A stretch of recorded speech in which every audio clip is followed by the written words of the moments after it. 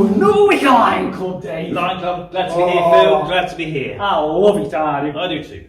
Well, it's game time again. Again. Comes round quickly, Phil. It does. It racks my brain thinking of all these games, Dave, as well. You come up with some dodgy games, you do, Phil. Oh, I don't know, Dave. Right, anyway, let's get into it. So, this week, we need no equipment whatsoever. None? Just our bodies. I'm not sure that's a good thing, Phil. Oh, never mind. No, maybe not. Okay, so this one could be quite funny for you lot anyway to watch. Because basically what we're going to do, we're going to run from one end. I'll do a bit of a demonstration. We're going to run from one end to this end, just behind Dave. And then what we're going to do, we're going to lie down on a tummy and put our arms on our backs. And then, the funny bit is, we've got to try and get up without taking our hands off his backs. Oh. Which could take a while for me and Dave. So we'll see what happens. We might be there this time next week, you just never know. Do you feel flexible, Dave?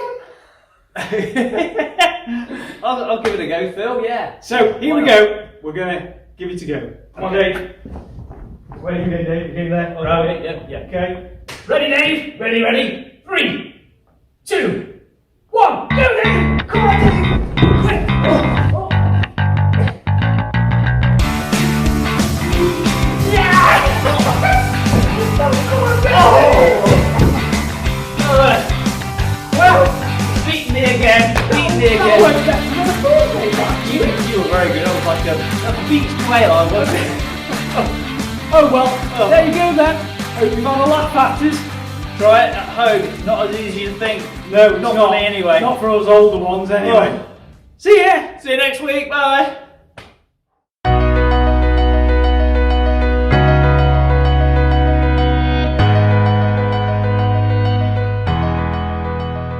This particular day, Jesus had been talking to the huge crowd and lots of people. And he said to the disciples, "Can you get a boat?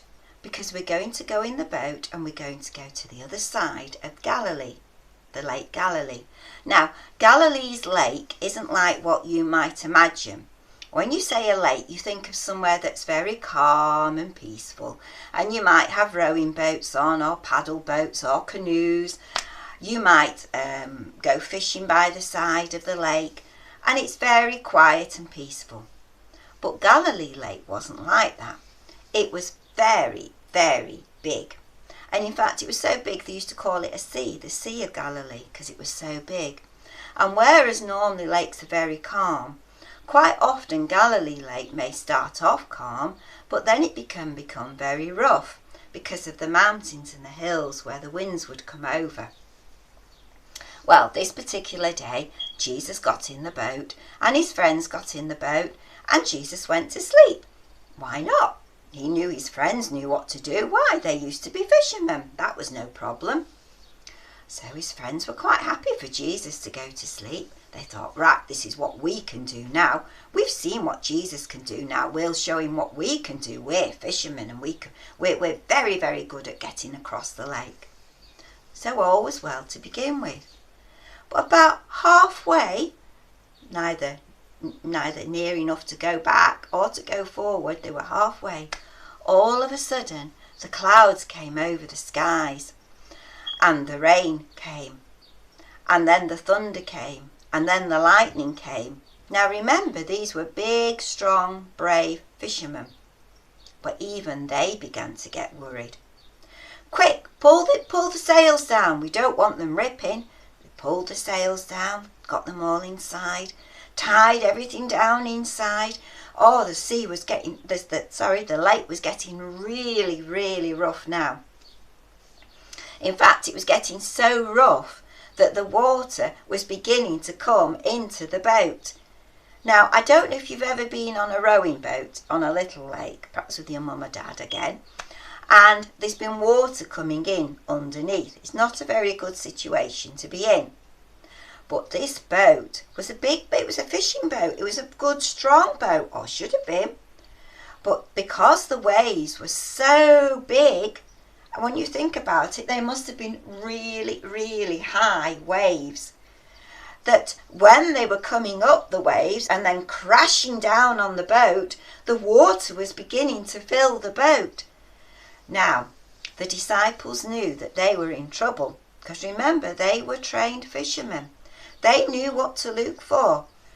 And they began to realise they were in a lot of trouble, because if you get too much water in the boat, what happens to the boat? It begins to sink, doesn't it? And nobody wants to go in the water when it's like that. Goodness me, wouldn't matter how good a swimmer you were. The water was so rough you'd stand no chance. So the disciples began to panic. And they began to get whatever they could to ladle the water out of the boat. But as fast as they were trying to get it out, more waves were coming in. And they were being pulled left and right and left and right. And oh, it was terrible. And they thought, where's Jesus in all this? Wherever is he? And they looked. And he was still fast asleep in the boat. And they thought, that can't be right. We're fishermen. And we see how serious this is. And Jesus is there. And he's asleep. Wake him up. We're going to drown. Don't you understand? We're going to drown. Well, they woke Jesus up. Now, the very first thing Jesus did, he got up. Now, remember, the boat's going up and down and all over the place, isn't it? But he got up and he said, peace, be still. And the wind, it just stopped. And the waves, they just stopped. And the sun came out, and the thunderstorm and the lightning, it disappeared. And instead of dark, dark skies, there was a beautiful blue sky with the sun shining. And instead of the waves coming up 6 feet and 7 feet tall, it was like a milk pond. It was so calm. And the disciples, they couldn't believe it. And then Jesus said, oh, why did you doubt? Oh, you of little faith, why did you doubt? Now, you may wonder why I told you that story. And remember, it's true. It happened. It's in the Bible. You see, sometimes we can believe in Jesus and we can have him living in our hearts. And sometimes situations can happen around us. Maybe it's something at school or in the home or wherever. And we begin to get quite frightened and we begin to get quite worried and anxious inside. But you see, when you know Jesus and you've got him living inside you, in those times Jesus would say to you in your heart, he would say, why are you doubting? Why are you worrying? Just tell me about it. I'm Jesus. I'm God. I can do anything. Nothing has to scare you or worry you because I'm with you all the time. And I live inside you. Just tell me about it.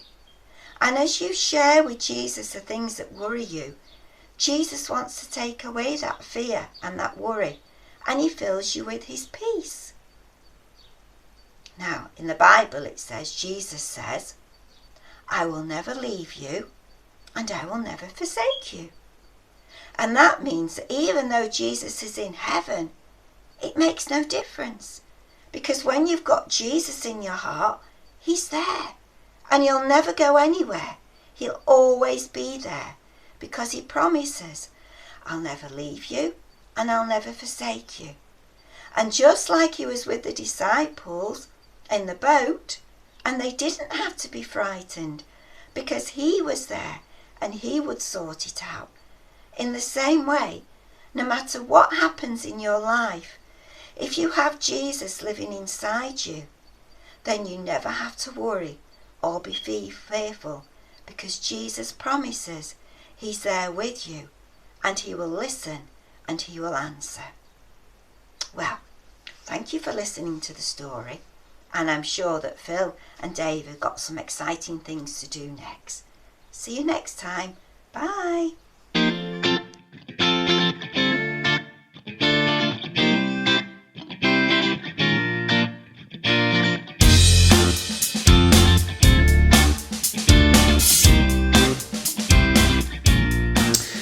Well, this week we're going to try and see if we can make a boat, hopefully a boat that floats, after the story that we've heard from Sandra about how Jesus calmed the storm. So that's what we're trying to make, and let's give it a go. You need a square bit of paper, and I've started with a piece of A4 paper that you might have in a photocopier, and I've measured it and I've made it into a square, so I've got a nice square bit of paper. And the first thing we do is we fold a piece of paper up like that, and we make sure it's got a nice crisp crease like that. And you can use your fingernails to push it down so it's nice and crisp, nice and straightforward like that. Then we open it out and we take the lower bit and we pull it up to the line like that. Make sure it's level there, and again we do the same, nice crisp crease like that. Open it out, turn it round, and we do the same again. A nice crisp crease there. Hopefully. And there we go. So far so good. Next thing we do is we take the lower bit and we take it up to that line there, and again we push it down like that. Make sure the crease is really good.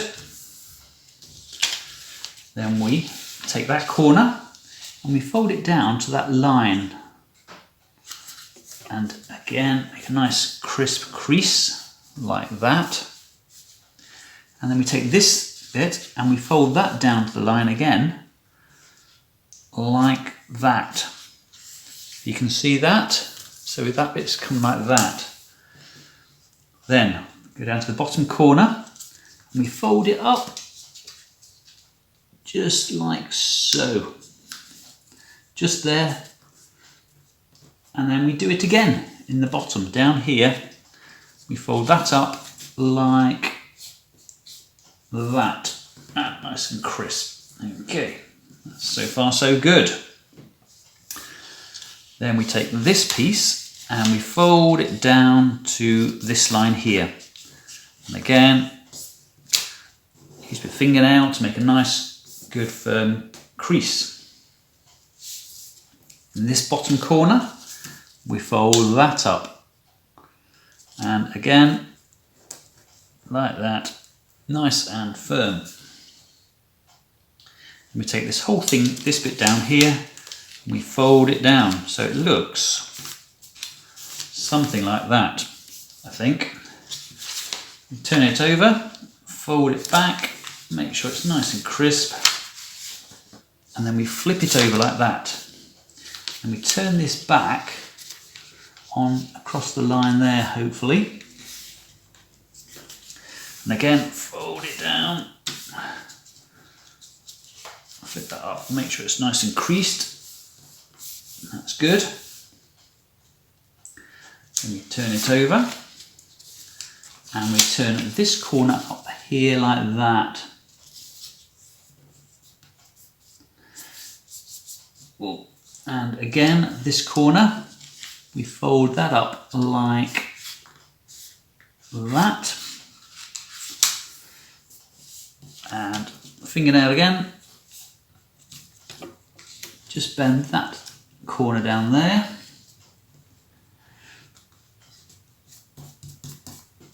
And that we fold in again, down to the line.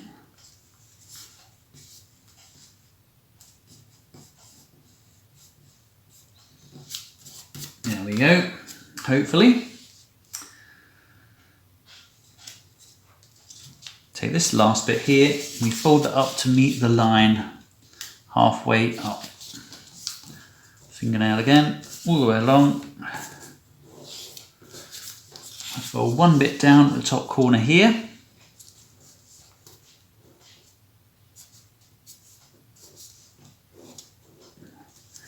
And then this we fold up to meet like that.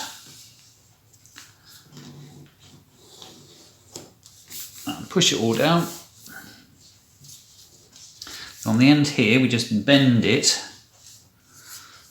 like that. Oop. Doesn't matter where really, I think it's like that. And then we turn it over again and we do it on the other side. Oops, hopefully. And then, hopefully, we then open it out and we should have a boat. Wow. So there we go. And we're going to have to see whether my boat floats or not. And I've got some people to help me. I've got some of these people now. I haven't got any disciples, but I think that one can be Jesus. Because he's got sunglasses on, nice and cool.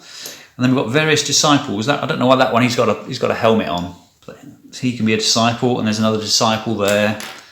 Lots of disciples. This one's actually got a life jacket on, so he's sort of like a disciple, I suppose. And we're going to put them in the boat and see whether they float. So let's go over to the sink and see how we get on. Okay, well here we are. Here's my boat, and here's a bowl of water. So this is going to be the proof of the pudding, isn't it? See if it works. So I think I will. Let's see if it floats to start with. Oh look, it's floating. That's good. But will it take my Jesus and my disciples? We'll put Jesus in first. There he goes. There's a disciple with a cap on. He can go in next.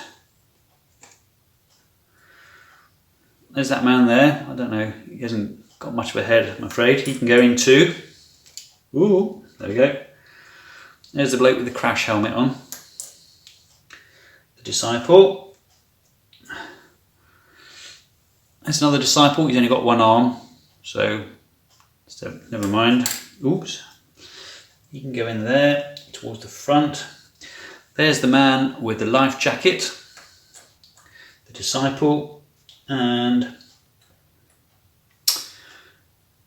here's the last one. So we've got 7. Here we go. Let's see whether my boat floats. And there we go. Tremendous. We've made a paper boat that floats. See if you can make one that floats like that. Okay then, bye now.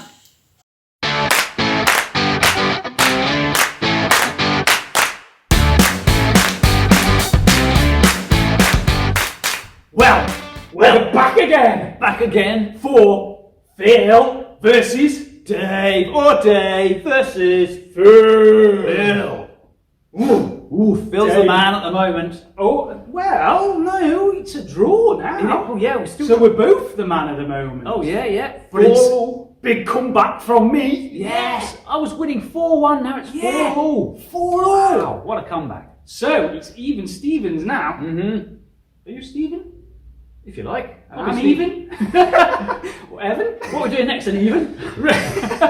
Right, well, my challenge for you this week, Dave, is nosedive. Nosedive. Yes, Sounds nosedive. painful. Well, it's not as painful as you think, actually. Oh, good.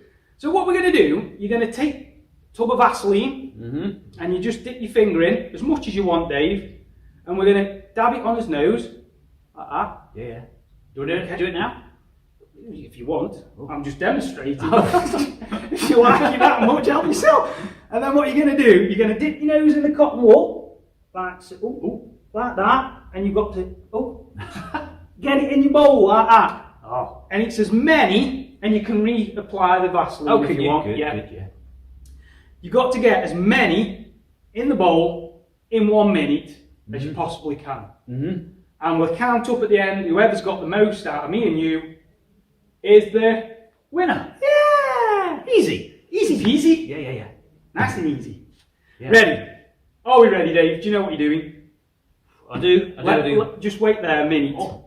I'm going to wipe this off my nose. Back in a minute. Backing them in.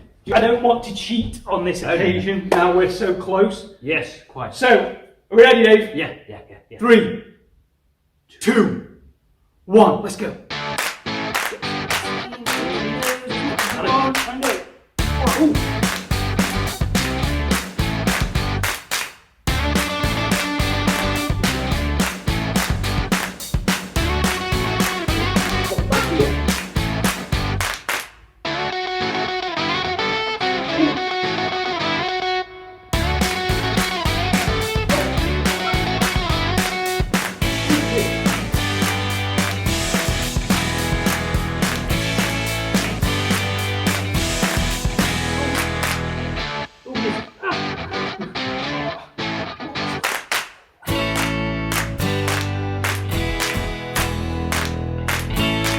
10 seconds to go. Five, four, three, two, one. Stop! Oh no! Ooh, this looks It's looking good for me. Ready? Shall we count? We got a hand. Ready? One, 2, two, 3, three, 4, four, 5, five, 6, six, 7, 7, 8, 8, 9, 9, 10, 10, 11, 11, 12, 12, 13, 13, 14, 14, 15, 16, 17, 18, 19, 20, the winner! Yeah! What again? He takes the lead again. Oh, 4. Good game 5, though. 4. He's close though. It is close, isn't it? Yeah. Very close. Very Oh, good. this is good. Yes, yeah. Excellent. Good game Well, like that, Phil. I would say, and now you can eat it. Oh, yeah, You yeah. can't eat them No, this no, week. no. But do rub this into your skin because it makes it nice and smooth. Lovely, lovely. Oh, yeah, yeah. Very good. Good game, Phil. I like that, Wayne. Good I like challenge. it because I won. Yeah, I bet. Yeah. See you next week. Bye.